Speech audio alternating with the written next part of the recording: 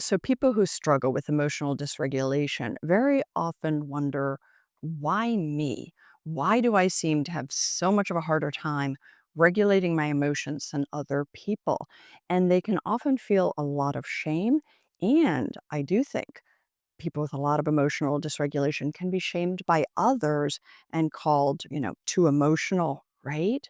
But what I want to say is that none of us are born with emotional regulation. Emotional regulation is learned, and we primarily learn it from our early caregivers. So, if you've spent any time with infants, you know that humans aren't born with emotional regulation, right?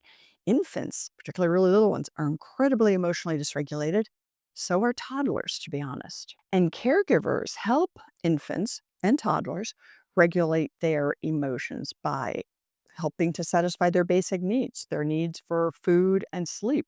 Very important for emotional regulation. And beyond that, there are many behaviors that are very instinctual for a lot of people, but not all, but very instinctual behaviors around how to soothe a baby, how to rock a baby to sleep, or pat the baby, how to help a baby fall asleep, how to help energize the infant when it's time to get up and get going. And many people do this completely naturally, right? We change the expression on our face, we change the volume of our voice to help the child emotionally regulate. But if you have caregivers who are not emotionally regulated, this doesn't happen, right? If you have parents or caregivers who are very emotionally dysregulated themselves or don't have great emotional regulation skills and techniques, then it's much harder to learn these things. So there's also a very natural and instinctual process by which the infant or toddler learns the emotional regulation techniques because they kind of learn it by osmosis, not necessarily by being taught, oh, this is what I do to regulate, right?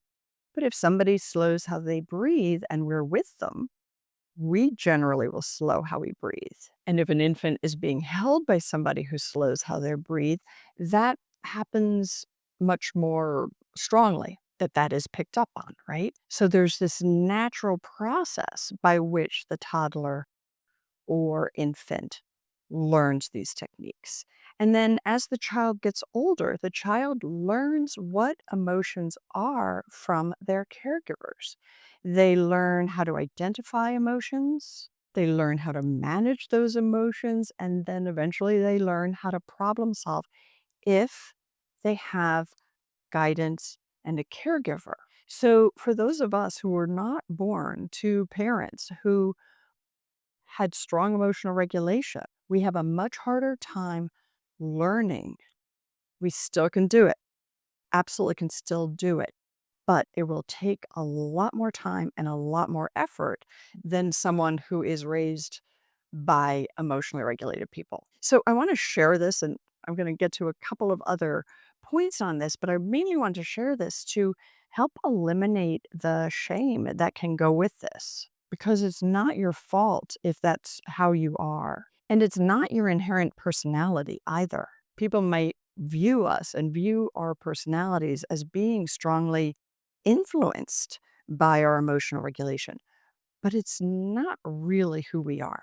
And I'm also recording this to share that you can change, to share the hope that the skills and techniques are learnable. So I recently talked about this in a video on parentification and emotional regulation because a lot of children who are parentified somehow manage to gather and learn emotional regulation techniques that appear to help them regulate. And they do this in order to take care of a parent or family member who is not emotionally regulated. However, that child has actually learned to suppress their emotions, not to truly regulate them. They've learned to suppress their own needs, wants, desires in order to survive because their survival depends on keeping a parent or the other family members functioning. So you might observe situations or have been in one yourself where you feel like, well, no, my parents were very unregulated and I learned how to regulate.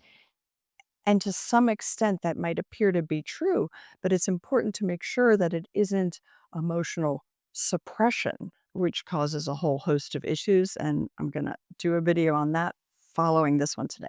So, I want to highlight some of the key factors that disrupt our ability to emotionally regulate. And these include trauma, particularly as a child, but also later in life. Second would be living through an incredibly stressful environment, particularly as a child. And third would be our biology and our neurobiology. For example, people with ADHD have a much harder time, and this is neurology, much harder time regulating their emotions. But no matter what the reason that it was hard for you to learn emotional regulation techniques or it's hard for you now to implement them, the key thing to focus on is that no matter what the reason for the emotional dysregulation difficulties, the process of learning emotional regulation and the need to practice the different techniques frequently, the process is the same. So, whether it is biological, neurobiological, or experiential, right, or trauma, no matter what, you can learn these techniques. So, I want to point you to a couple of other resources and then say one other thing about the difficult parenting you might have received. So, for other resources, I'm doing a whole series on emotional regulation and have put out two videos the last couple of weeks, one of which is on the skills and strategies needed to develop better emotional regulation. I'm working on one on suppression. I'm working on one on how trauma impacts the emotional dysregulation. And someone recently mentioned to me a reason to subscribe to channels that I thought was really good because otherwise we're being shown simply what AI wants us to watch. So, a little bit of a plug to subscribe. It's also very helpful for me. So, if you did get value out of this, it helps me continue to make videos, helps more people hear them if you hit the like button and the subscribe. But I am hoping that these videos will be really helpful for you. And coming back to the poor parenting, I mainly want to say that we can get stuck in blaming our parents for doing such a lousy job and for their own emotional dysregulation. But these things get passed down from generation to generation to generation. So while a period of that blame or anger might be necessary for somebody's growth and processing, getting stuck in that for too long will not actually help your emotional regulation. So I'm not really focusing on the concept of forgiveness, which I think is a very complex and often misunderstood one, but more to understand that they may have had the same type of deficits in their childhoods. And that can help you move your energy towards your own healing, which is where it needs to be. One last resource for you is a free PDF that I have called Transform Your Negative Core Beliefs. A lot of people say it's super helpful for identifying some of those beliefs that do get ingrained in us when the parenting we experienced, the parenting of us was not, let's say, up to par. So that might also be super helpful. Let me know what you think. Let me know if you have questions, and I'll see you next week.